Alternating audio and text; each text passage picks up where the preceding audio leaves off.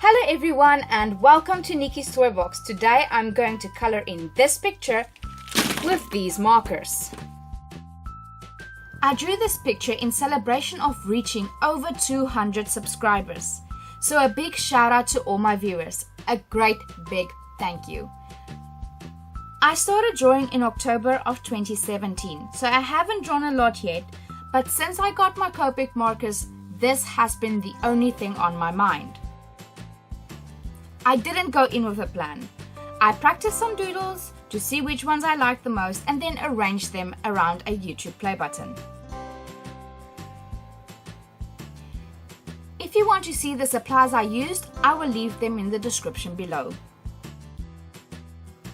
Recently, I started a Patreon so I can generate some extra income to do giveaways and get better equipment, thus improving the quality of videos I can produce. If you want your name at the end of my videos, or other rewards such as behind the scenes, work in progress and coming soon videos and photos, as well as printables such as this line art that you can color in, support me on Patreon. Don't forget to give this video a thumbs up and subscribe for more toy, gaming, arts and craft videos. I got these Copic markers from Art Savings Club in South Africa. They are alcohol based markers and are great for blending. They are a Japanese brand and quite a few people also call them manga pens. As you can see, they have vibrant colors, and this is my first time working with Copic markers except for a few small doodles. Here I'm working on the cactus and practicing my blending. It helps to go back and forth between the colors you want to blend, but this would probably have worked better if I was using a blending card instead of BleedProof paper. I have a Facebook page, Twitter and Instagram. If you want to follow me on any of those, the links are in the description below. What I'm doing here is transferring some of the color onto the colorless blender to reduce the saturation. This is really useful if you want a less saturated color but you don't have it in a marker. I'm using these techniques a few times throughout the video in different ways to get different textures. These are all totally experimental techniques, but don't worry, they won't ruin your marker. There are various techniques and color combinations to look at when it comes to Copic markers and other mediums. I didn't worry too much about limiting my colors or finding complementary colors and all that stuff. I just wanted to have fun. I enjoyed doing this piece. I gained first-hand experience on how Copic markers work. I made mistakes. I fixed some, but some I accepted as a lesson learned. Art does not need to be perfect. You need to have fun, experiment with new techniques and mediums. And that is what I'm going to do. If you want to join me in this journey, remember to subscribe and click on the bell icon so you can get updates on my new videos. If time and life permits, I will have toy videos on Tuesdays, arts and craft videos on Thursdays, and gaming videos on weekends.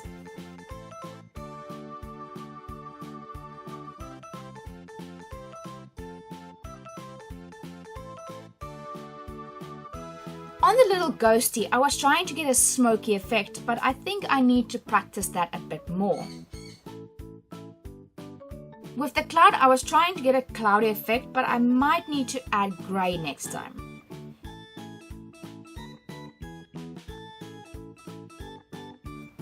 If you don't know what to draw and you are looking for inspiration, Pinterest is the best place. One thing I noticed is that you can't just do one layer with a Copic marker because it looks liney. You might need 2 or 3 layers. I really wanted the diamond to only have the softest touch of blue. The coloring took me about 2 hours, but I sped up the video about 600 times because I didn't want to bore anyone. I might add some real-time sketching and coloring videos on my Patreon if anyone's interested though. I'm sorry if turning the paper bothers anyone, I just cannot color in without doing that.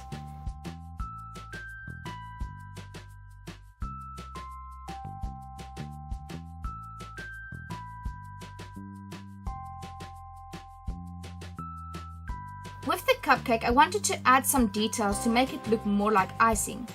and I did some experimental details on the cat as well. I'm not so sure if I'm fond of it though, so let me know in the comments below what you think.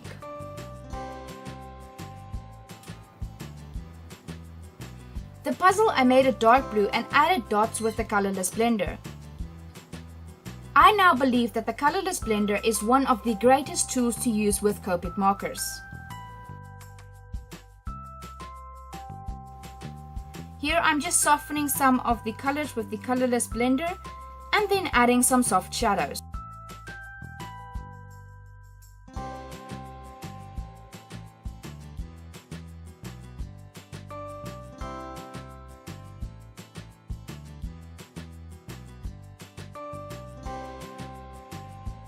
I'm using my white gel pen to add some highlights and shiny bits.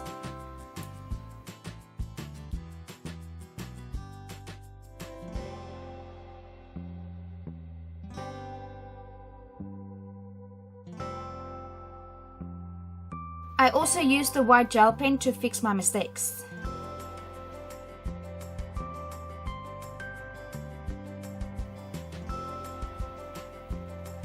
You can add quite a bit of extra detail with the gel pen and the multiliners, which really help the drawing stand out.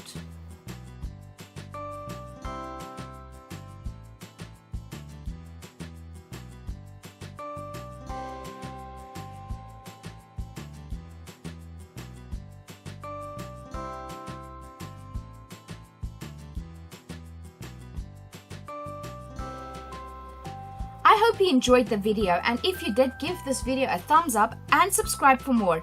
Thank you for watching.